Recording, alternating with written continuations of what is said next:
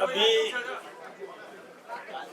महाराष्ट्र और झारखंड के विधानसभा के चुनाव संपन्न हुए और इसके साथ ही कई प्रदेशों के उपचुनाव भी संपन्न हुए। आज परिणाम आया है आप सबके सामने। तो मैं तो देश की जनता का आभार व्यक्त करना चाहूँगा, उनको धन्यवाद देना चाहूँगा कि उन्होंने डबल इंजन की सरकार पर भरोसा किया। आम जनता ने मोदी जी के नेतृत्व पर भरोसा किया, मोदी जी की गारंटी पर विश्वास किया और भारतीय जनता पार्टी को आशीर्वाद दिया। इसके लिए हम जनादेश को स्वीकार करते हैं और जनता का अभिवादन, अभिनंदन, स्वागत करते हैं। अब हमारे ऊपर जवाबदारी बड़ी है। हम जन अपेक्षाओं के अनुरूप काम करेंगे। जो राजस्थान और भारत सरकार ने बजट में जो घोषणाएं की है उनको हम निश्चित रूप से समय पर पूरा करेंगे। जहां तक आप पूछना चाहेंगे राजस्थान के उपचुनावों की, तो हमारे सम्मानीय मुख्यमंत्री जी ने और पार्टी के सभी कार्यकर्ताओं ने छोटे से छोटा और बड़े से बड़ा अपनी पूरी सामर्थ्य का उपयोग और भारतीय जनता पार्टी को जीत दिलाने में किया। राजस्थान सरकार के बजट, केंद्र सरकार के बजट को आम जनता तक पहुंचाने में हमारे कार्यकर्ताओं ने भी योगदान दिया और यही कारण है कि जनता का हमें आशीर्वाद मिला। हम एक सीट 84 वो हम नहीं जीत पाए, लेकिन फिर भी वहाँ की जनता का मैं अभिनंदन करना चाहूँगा, उनका अभिवादन करना चाहूँगा कि उन्होंने पिछली बार हम जहाँ पर लगभग 70,000 से अधिक वोटों से पिछड़ गए थे, इस बार हम केवल 23,000 और कुछ वोटों से पीछे रह गए।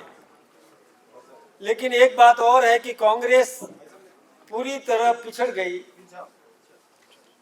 कांग्रेस ने वहां पर भी अपना प्रदर्शन अच्छा नहीं किया।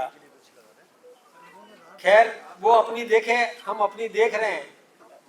आप पूछ रहे हैं दौसा में रिकाउंटिंग हो रही है, आपका इशारा मैं समझ गया था। अभी वहां पुनर्मतगणना हो रही है। जो भी परिणाम सामने आएगा हम जनादेश को स्वीकार करेंगे। इसके लिए मैं मीडिया का भी बहुत बहुत अभिनंदन करना चाहूँगा कि आपने भी समय समय पर हमें जागरूक किया, हमें सावधान किया।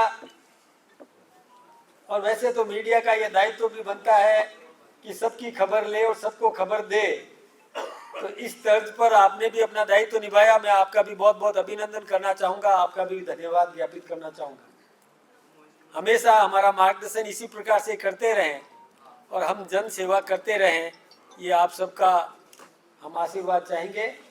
आप सबको भी मैं धन्यवाद देना चाहूँगा कि आपने भी और अपनी भूमिका जो निभाना चाहिए, देश के लोकतंत्र का चौथा स्तंभ आप हैं और चौथे स्तंभ का जो दायित्व होता है वो आपने भी निभाया और उसमें आपने भी बहुत संघर्ष भी किया, कई कष्ट भी झेले।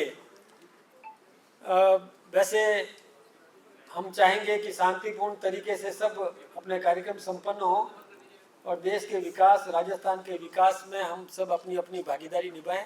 आप सबका बहुत बहुत अभिनंदन, बहुत बहुत धन्यवाद। उपचुनाव में राजस्थान के प्रदेश अध्यक्ष की सादगी काम आ गई या सरकार के काम? देखिए, प्रदेश अध्यक्ष कुछ भी नहीं होता। मैं आपसे बहुत साफ कहूँ, प्रदेश अध्यक्ष अकेला कुछ भी नहीं होता।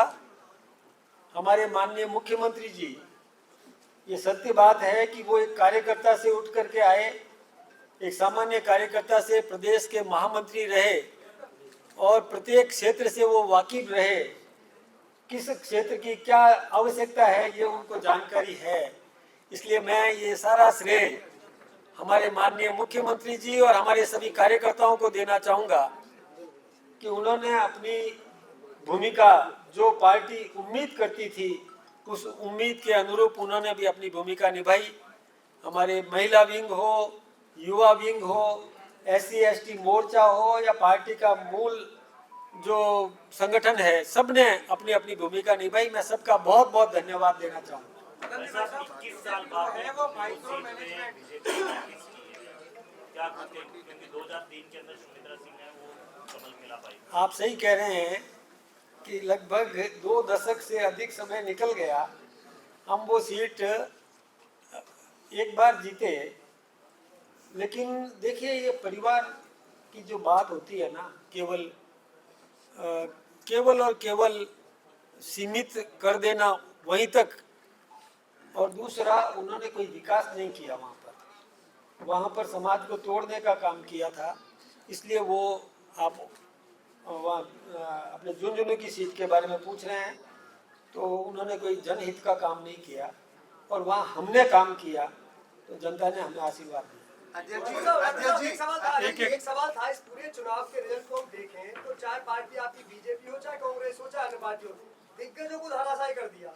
चाहे आप झुंझुनू में ओला को ले लो, खीमसर में हनुमान बेनीवाल को ले लो, चाहे आप रामगढ़ में जुबेर खानदान को ले लो, या अभी अगर दौसा का परिणाम ये रहता है किरला मीणा को ले लो, क्या संदेश है ये जो बाहुबली? वैसे दौसा को अभी मत जोड़िए, रिकाउंटिंग चल रही है, उसका परिणाम आने दो, उसके बाद ही अपन दौसा के बारे में बात करेंगे। लेकिन ये बात तय है कि किसी को भी बाहुबली बनने की कोशिश नहीं करना चाहिए। ये जो एक धमकी इस प्रकार की दे देना कि देवली उनियारा में मैं होता तो SDM को एक की जगह 4 थप्पड़ मारता, ये दम्भ दिखाता है और बाहुबली का और एक संकेत देता है। राजनीति में बाहुबली या भुजाओं के बल पर जो कोई दूसरे को परास्त करना चाहता है, ये कुश्ती का मैदान नहीं है। यहाँ नीतिगत निर्णय होते हैं, नीतियों से युद्ध होता है, दिमाग से काम लेना पड़ता है और सेवा करना पड़ता है। अधिक सेवा करने का यदि कोई कंपटीशन करे तो अच्छी बात है, लेकिन मैं अधिक मारता ये बात कह देना, मैं सोचता हूँ कि किसी भी राजनेता को शोभा नहीं देता। उनको जनता ने सबक सिखाया। एक छोटा सा क्वेश्चन है, आपने 5 सीटें जीती, बहुत बधाई, सब कुछ है, लेकिन क्या लगता है कि 84 में आदिवासियों के बीच आप सेवा नहीं कर पाए? क्योंकि सेवा के दम पर अगर 5 सीटें जीत पाते हैं तो क्या लगता है कि 84 में आदिवासियों के बीच में पार्टी सेवा के कार्य नहीं पहुंचा पाई? देखिए, वहाँ हमने बहुत काम किया और बहुत काम किया, उसी का परिणाम है कि अभी हम केवल और केवल 23,000 से पिछड़े। पिछली बार हम 74,000 से पिछड़े थे। कोई बात नहीं, हम और सेवा करेंगे और अधिक सेवा करेंगे, उस इलाके में भी अपना वजूद कायम करेंगे और हम वो फिर से चुनाव जीतेंगे।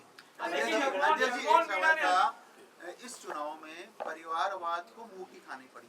कोला परिवार झुंझुनू का उदाहरण है, और अभी चूंकि दौसा में तो रिकाउंटिंग चल रही है, यहाँ पर भी आपने आपके ही मंत्री के भाई को टिकट लिया था। क्या आपको लगता है कि ये कहीं ना कहीं जो आप लोगों की टिकट वितरण की रही उसमें कुछ खामी रही? देखिए, हम तो जनादेश को स्वीकार करते हैं। हमारी बात में तो बहुत साफ बात है कि हम ये पूरा प्रयास करते हैं कि सेवक को अवसर देते हैं, लेकिन बाकी तो मठाधीश बन करके बैठे हुए थे। दौसा में हमने देखिए कई बार सवर्ण को भी टिकट दिए, लेकिन चुनाव होता है और चुनाव में जन अपेक्षा हम पता कर लेते हैं पहले, और पहले हम भी गए इलाके में, हमने दौरे किए। चुनाव में उम्मीदवार की घोषणा से पहले हम लोग गए थे, हमारे प्रभारी जी भी साथ में थे, हमारी उस समय की सह प्रभारी भी हमारे साथ थी। प्रत्येक क्षेत्र में हमने जाकर के और जनता से चर्चा की, कार्यकर्ताओं से राय मशविरा किया, उसके बाद ही हमने मैदान में उम्मीदवार उतारा है। कोई जाति के आधार पर नहीं उतारा, परिवार के आधार पर नहीं उतारा, और हमें आशीर्वाद मिला है। हनुमान बेनीवाल ने कहा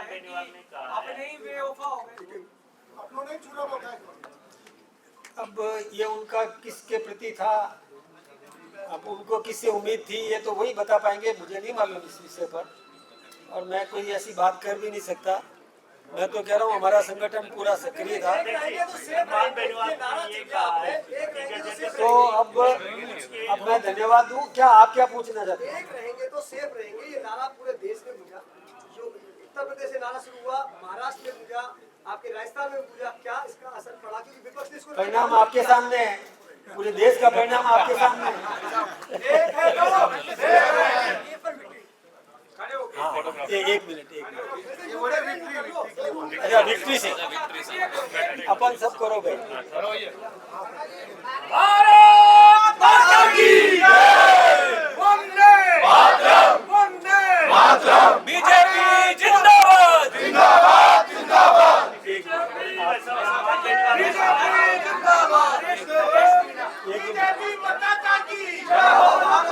एक मिनट अरे एक मिनट अध्यक्ष जी, नरेश मीणा को लेकर जगह जगह उसकी रिहाई को लेकर धरने हो रहे हैं और आज वोटिंग भी अगर देखी जाए तो लोगों ने वोट के रूप में भी नरेश मीणा का साथ दिया है। सरकार का नरेश मीणा की रिहाई पर क्या रुख रहेगा? क्या सरकार कुछ नरमी मैं रखेगी? पार्टी का आदमी हूँ, मैं पार्टी की बात करूंगा। पार्टी का सरकार वाले सरकार की बात करेंगे, मैं संगठन की बात करूंगा। मैं 21 साल बाद पार्टी को भरोसा जताया, अब 300 की राह क्या होगी?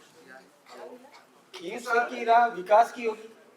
विकास के नाम पर हम काम करेंगे और विकास करेंगे, बढ़ चढ़ के विकास करेंगे। धन्यवाद। खींवसर में अरमान बेनीवाल ने कहा कि गजेंद्र सिंह ने अपना मूंछ वाला जो बयान दिया था उसकी वजह से मैं हारा हूं। देखिए मैं तो एक मिनट रुको भैया। देखिए मैं तो यही कहना चाहूंगा, कोई भी राजनेता विश्व पितामह की तरह प्रतिज्ञा नहीं करे, ठीक है ना। प्रतिज्ञा करना कोई ठीक नहीं है, काम करो, काम ठीक ही है। आप पर कई तंज कसे हनुमान बेनीवाल ने कहा कि मेरी पार्टी में भी ऐसे नेता है। आपको लेकर कहा कि अच्छी बात है ना, मेरे जैसे नेता उनके पास है तो ठीक है, सुधर जाएंगे वो।